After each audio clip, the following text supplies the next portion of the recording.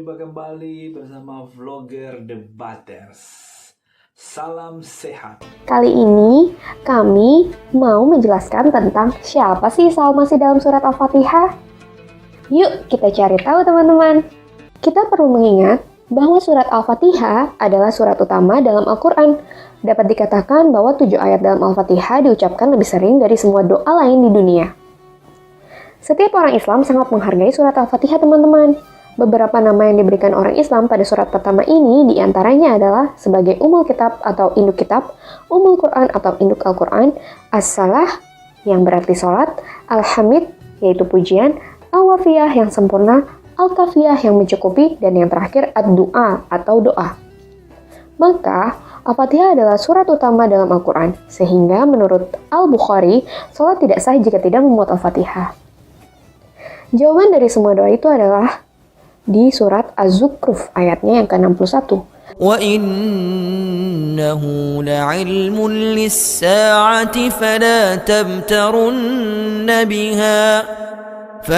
تَمْتَرُنَّ بِهَا وَاتَّبِعُونِ هَذَا صِرَاطٌ مُسْتَقِيمٌ.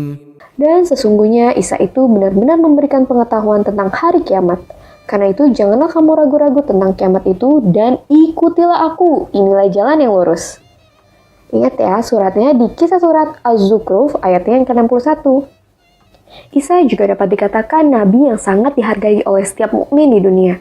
Isa Al-Masih membawa Injil atau kabar baik pada manusia. Ia lahir dari seorang perawan. Ia mengerjakan mujizat-mujizat. Lalu ia naik ke surga, dan ia dikenal sebagai kalimat Allah. Pada Al-Fatihah ayat ke-5 dan 7, teman-teman bisa lihat siapa penolong dan jalan lurus ke surga.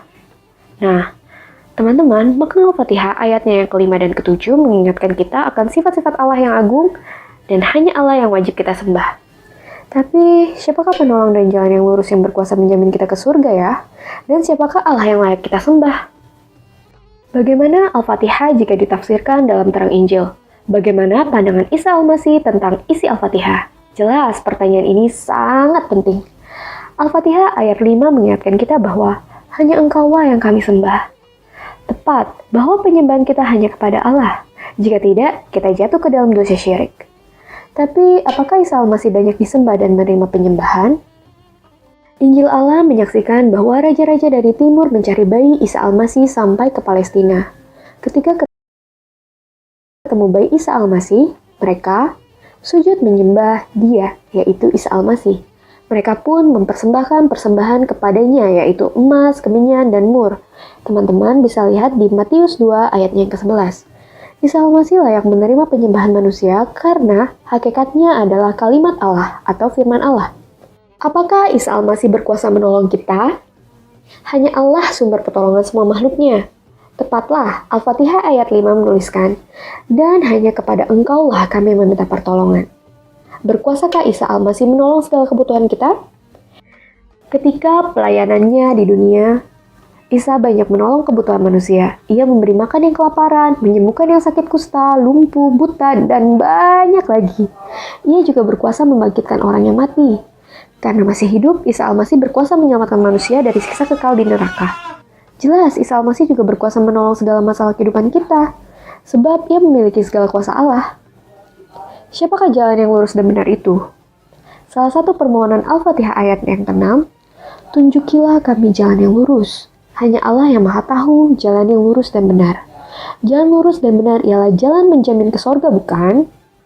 Jika tidak masuk surga, maka jalan kita tidaklah lurus, sesat, dan salah. Apakah Isa Al-Masih mengakui sebagai jalan lurus? Kata Yesus atau Isa Al-Masih kepadanya, Akulah jalan dan kebenaran dan hidup. Tidak ada seorang pun yang datang kepada Bapa kalau tidak melalui aku. Dalam surat Yohanes 14 ayat yang ke-6.